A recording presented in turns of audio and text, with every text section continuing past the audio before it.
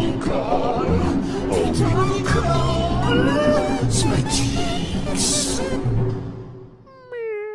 Bonjour à toutes et à tous et bienvenue pour cette nouvelle vidéo de la chaîne Nicole Smatix. Aujourd'hui on se retrouve pour une nouvelle vidéo make-up et Nicole elle est hyper heureuse de vous retrouver. C'est bientôt la Saint-Valentin et Nicole elle s'est dit pourquoi ne pas faire une pause dans les tests des palettes qu'elle a eu pour Noël afin de vous faire aujourd'hui un petit make-up de la Saint-Valentin. La Saint-Valentin n'a pas vraiment une place prépondérante dans la vie de Nicole. Nicole elle s'en fout un petit peu comme de sa première culotte. C'est juste une occasion supplémentaire de faire la fête, mais elle a aucune attente particulière par rapport à ça. La Saint-Valentin est une fête commerciale, on le sait tous. Si elle est symbolique pour certains et que ça les rend heureux, tant mieux. Ceux qui s'en foutent, tant mieux. Là, c'est juste une occasion de ressortir une palette que Nicole n'a pas utilisée depuis très longtemps. La Love Note. La palette de Saint-Valentin de l'année dernière de chez Beauty Bay. Elle est magnifique. Je trouve le packaging d'une élégance, d'une douceur et d'une finesse. C'est hyper romantique, hyper mignon. Je crois que c'est le dernier beau packaging dans les palettes de ce format-là de chez Beauty Bay parce que depuis, on a eu la New Mood, on a eu la Dark Fantasy où je trouve le packaging pas très réussi. Celui-ci, je le trouve très beau et très réussi, très Saint-Valentin. Et en plus, cette palette, elle a une importance pour Nicole parce que c'est sa toute première palette Beauty Bay. Elle l'a eu pour son anniversaire, c'est ses frangins qui lui ont offert, donc elle ne l'a pas du tout eu pour la Saint-Valentin. Et je l'ai trouvée très belle. Et elle s'est fait avoir par la pigmentation, mais en attendant, c'est un des plus beaux looks que Nicole elle ait fait sur sa chaîne, ou en tout cas, c'est un de ses préférés. Je vous remonte l'harmonie, avec une partie plutôt violette, une partie plutôt rose et des dorés, des nudes. Moi, ce qui m'a donné envie de cette palette, c'est ce fard-là, Cupid. C'était vraiment les fards rouge qui m'intéressaient. Et finalement, la première fois que je l'ai utilisé, je ne sais pas ce qui s'est passé, mais j'ai utilisé les fards lavande qui sont par là. J'ai été attirée par eux comme un aimant et ils sont absolument magnifiques. Et je vous avais promis à ce moment-là que je vous ferai un look avec les couleurs roses. C'est le moment. Je sais que Beauty Bay a sorti une nouvelle palette de la Saint-Valentin pour cette année, la Retro Love. Je vous mettrai une petite photo ici pour que vous puissiez la voir. Elle est très jolie. J'en ai très envie. Mais il y a tellement de palettes en ce moment, de nouveautés et de sorties, et trop peu d'argent sur le compte de Nicole pour qu'elle puisse toutes les prendre. Mais ce qui est sûr, c'est que cette palette arrivera très certainement un de ces quatre sur la chaîne de Nicole. Je ne sais juste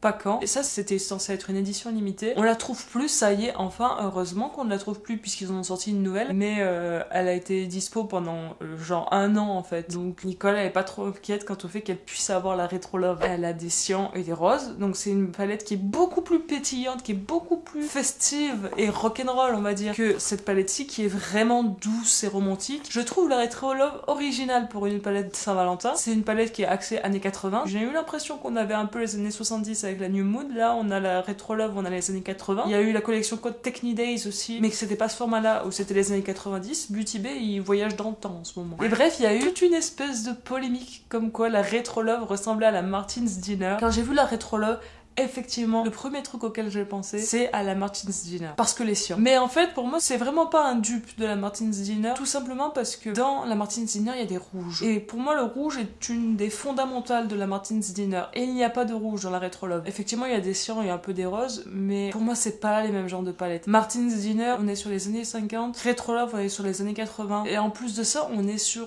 deux technologies de fard à paupières absolument différentes et opposées. Les fards Martine sont des fards qui sont plus crémeux, qui sont avec beaucoup d'émollient, donc c'est des fards qui sont plus faciles à utiliser, mais notamment dans le cadre de la Martin's Dinner, ce qui est moins le cas pour les palettes suivantes. Sur certains fards, notamment les rouges et les cyans, on a de la bonne pigmentation, mais sur les pastels, on n'est pas sur la pigmentation du siècle. En revanche, ce sont des fards qui vont se blender très bien et qui vont très peu chuter. Beauty Bay, on est sur des palettes de pigment pressé, donc de la pigmentation du turfu, mais quitte à faire des trous, des taches et des chutes, du turfu aussi. Donc pour moi, on n'est vraiment pas sur des palettes qui sont comparables, on n'est pas sur des gammes de prix comparables puisque la Martin's Dinner est à plus de 50 € et la Retro Love à 17 €. Donc pour moi, cette polémique n'a pas lieu d'être. Voilà, je sais que je vous ai fait une vidéo nouveauté mais pas que, il y a très peu de temps. J'ai l'impression que à partir du lendemain du jour où Nicole elle a tourné la vidéo, donc avant même qu'elle la monte et qu'elle la sorte, elle était déjà has-been la vidéo parce qu'il y a eu d'un coup un raz-de-marée de nouveautés qui est arrivé, normal, les collections Saint-Valentin. Il y en a qui les ont sorties avant Noël, il y en a qui les sortent juste avant la Saint-Valentin et d'autres qui les sortent même le jour de la Saint-Valentin. C'est le cas notamment de Oden's Eyes qui sort une nouvelle collection avec 3 palettes. Je vous mettrai les sneak peeks ici. Il y en a une plutôt verte, une plutôt rose, une plutôt bleue. Moi, bien évidemment, c'est la plutôt rose qui m'intéresse et je préfère vous en parler maintenant avant parce que c'est Oden's Eyes. En 4 minutes montre en main, ça va être sold out. Donc si jamais ces palettes vous intéressent, soyez au rendez-vous. Et il y a une autre collection Saint-Valentin qui va sortir sortir le 14 février et qui est très fun. C'est une collection sur Chucky et la fiancée de Chucky, Tiffany. Un film de la licence Chucky, hein. Il y a Chucky 1, Chucky 2, etc., etc.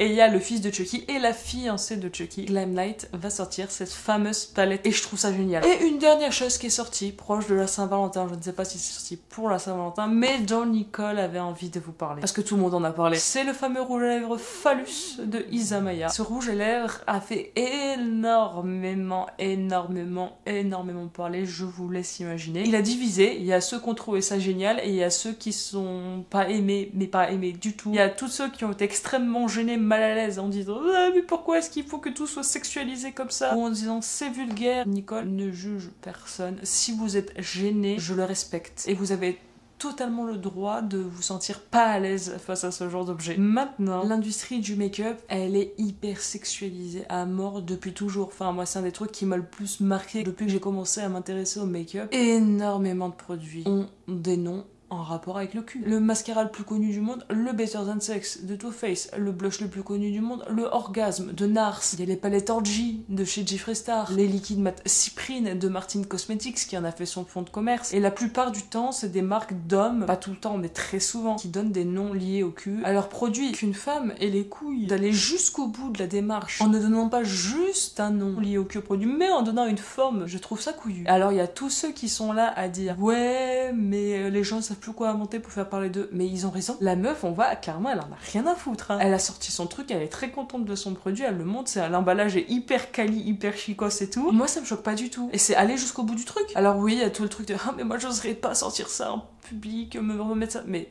qui te demande de le remettre en public, t'es pas obligé, hein. Et puis t'es pas obligé d'aimer le produit, t'es pas obligé de l'acheter. Il y a plein de produits qui sortent tous les jours, il y aura bien un rouge à lèvres qui vous plaira. Je trouve ça dommage de taper sur les gens qui ont des initiatives qui ne nous plaisent pas. Maintenant, chacun est grand et chacun fait ce qu'il veut. Nicole, elle a assez parlé là. On a un make-up tout doux, mignon et rose à faire. Nicole, elle fait comme d'hab, elle s'attache les cheveux. Elle va commencer par mettre un petit peu de baume à lèvres parce que elle a les lèvres qui sont toujours défoncées. Rien sous le soleil, tant que les beaux jours ne seront pas revenus, ça passera pas. Elle met toujours suite le Finish Formula, le Muru Butter. Je déteste toujours autant l'odeur. Et Nicole, elle va mettre un petit peu de son No Filter Concealer de chez Colourpop sur ses paupières parce que c'est du Tibet, c'est du pigment pressé, donc on uniformise juste sa paupière et pas plus. On va pas chercher à ajouter de l'impact aux fards qui sont déjà extrêmement pigmenté. Donc Nicole, elle en met sur ses paupières et elle va blender avec de chez Zoeva le concealer Buffer.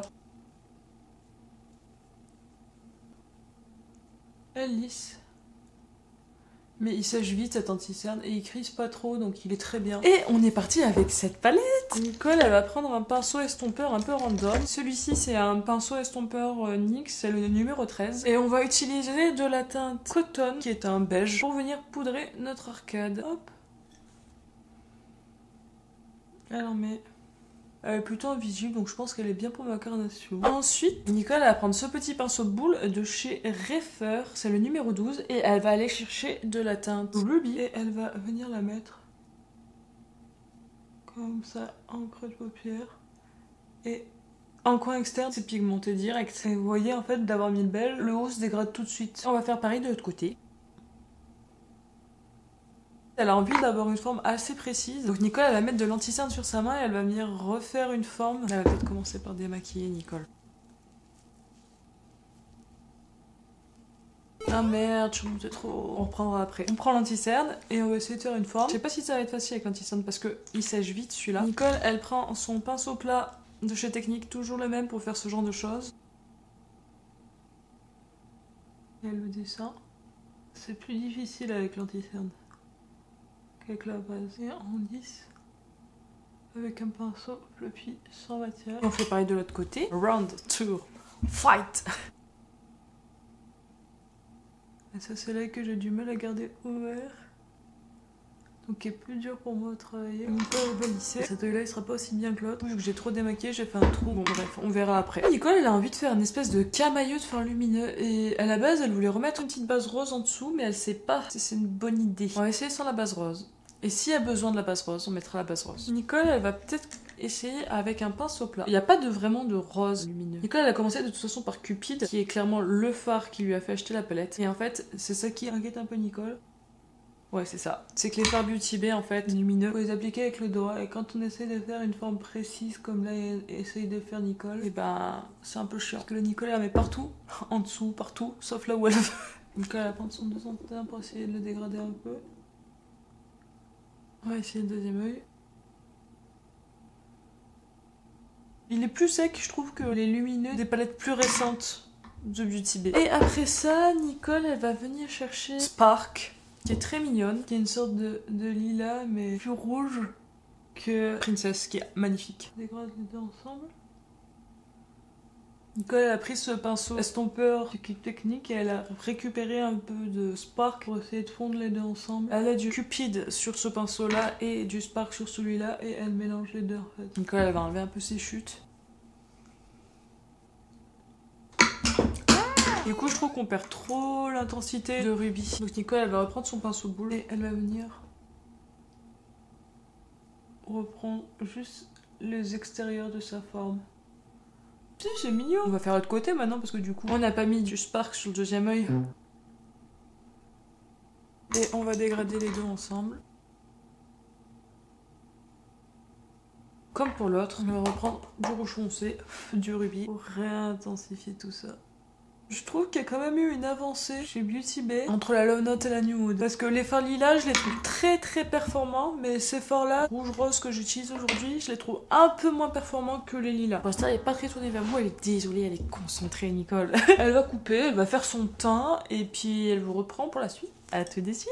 Et voilà, Nicole, elle a fait son teint en fond de teint. Elle a utilisé le sérum teinté de chez Typologie en teinte très claire, en anti-cerne, toujours le No Filter Concealer de Colourpop. En bronzer, Nicole, elle a utilisé le Big Bronzer de chez Nocivia parce que ça faisait un moment qu'elle l'avait pas utilisé, puis elle l'aime bien. Il est subtil, il est joli. Mon œil, il sera trop clair pour moi. Du coup, c'est le moment où je vais pour l'utiliser et vu qu'il est énorme, je pense que c'est vraiment le moment. En blush, Nicole, elle a enfin testé la teinte rose fluo qui s'appelle Flore de la palette Monarcha, ce rose là hyper vif, il est magnifique. Je l'ai beaucoup estompé mais il est super beau. Et après en highlighter, Nicole elle a utilisé le fameux highlighter doré de Fenty Beauty, le Trophy Wife. Il est super beau, Nicole elle a bien estompé de partout pour ça. D'un côté un peu rose gold au blush, c'est pas été je crois mais j'aime bien quand même. Ça faisait une éternité que je l'avais pas utilisé, du coup bah je me suis dit que c'était le moment parce qu'en plus quand la vidéo sortira ça sera sûrement passé, mais le 12 février il y avait le Super Bowl et c'est Rihanna qui fait le show de la mi-temps du Super Bowl. Petit highlighter Fenty, la marque de Rihanna. Pour l'occasion d'ailleurs elle a sorti quelques produits, elle a sorti une éponge en forme de ballon de football américain. Ça j'aurais bien aimé l'avoir, mais je vais pas passer une commande pour une éponge en forme de ballon de football américain. Et il y a 2 produits lèvres, mais bon,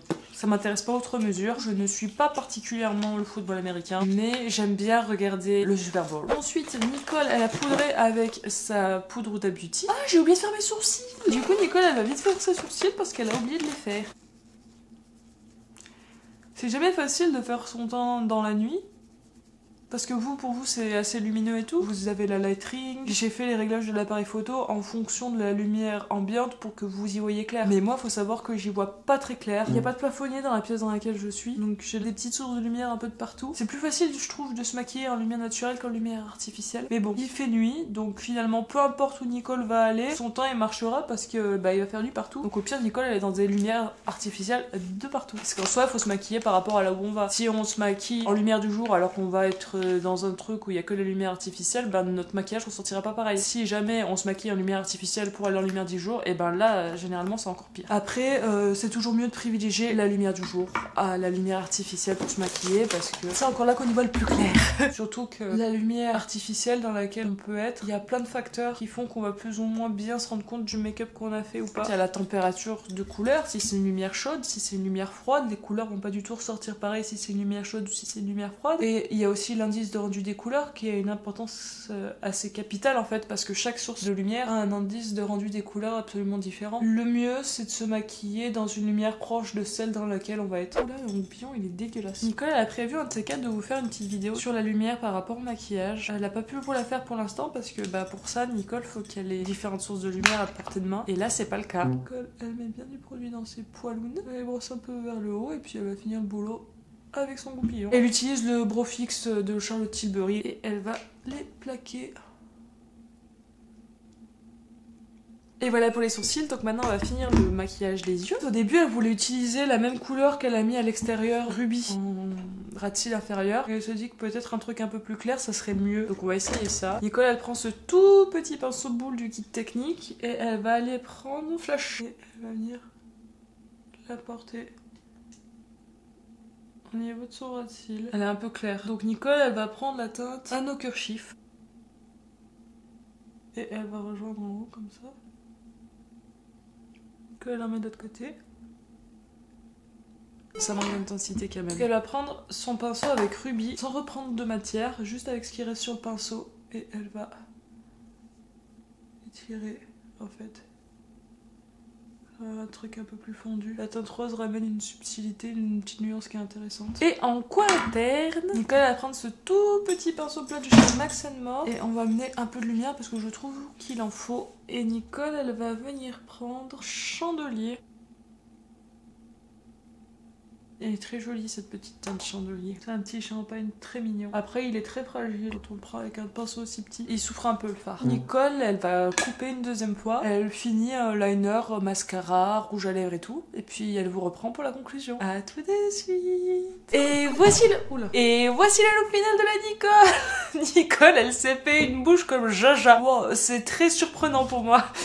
Bref, pour finir ses yeux, Nicole elle a utilisé son crayon marron du code de Beauty Bay, son Epic Ink de chez NYX et son Atomic de Martine. Et pour ses lèvres, Nicole, c'est vraiment son point faible, les lèvres à chaque fois. Elle sait jamais quelle combinaison faire. Elle se trompe toujours 3 fois de couleur avant de trouver la bonne. Et là, elle a utilisé le crayon Edit de Martine Cosmetics. Puis, elle a utilisé les Vinyl Ink de chez Maybelline en teinte Koi. Quand je voyais les photos et tout, il me faisait super méga envie. Je suis un peu déçue de la couleur qu'il a en vrai. Ça me va pas.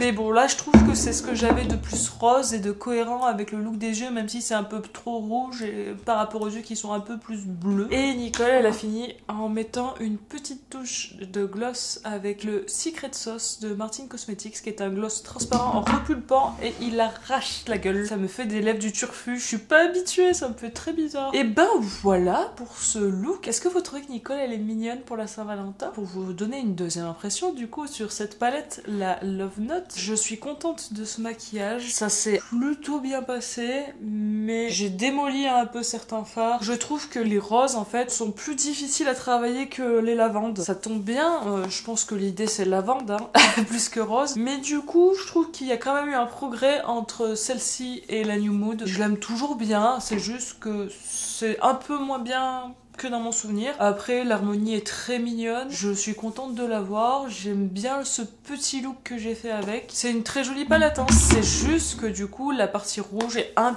petit peu décevante, un petit peu hein, par rapport à la partie lavande qui elle est exceptionnelle et qui est dans le top level de Beauty Bay. Dites-moi en commentaire si ce look vous plaît, dites-moi si vous avez passé un bon moment avec Nicole. Nicole en serait fort aise, ça lui ferait vraiment très plaisir. N'hésitez pas à liker, commenter et à partager la vidéo. Merci d'être resté jusqu'au bout. Cœur sur vous et comme dirait la mère de mon cher et tendre, à la revoyate. Et bonne Saint-Valentin à tout le monde. Tu m'as tapé la bise, même pas avec la bouche. Pas de câlin ni de bisous pour la quête inquiète. À vous ma mère méchante, mes copines, pour que je sois douce. Me raconter des boniments sur un prince charmant. Un connard m'embobine pour que ça lui soit douce. Me raconte des conneries pour pouvoir me rentrer dedans. J'avais établi un plan, c'était mon prince charmant. Oh Nicole, putain Nicole,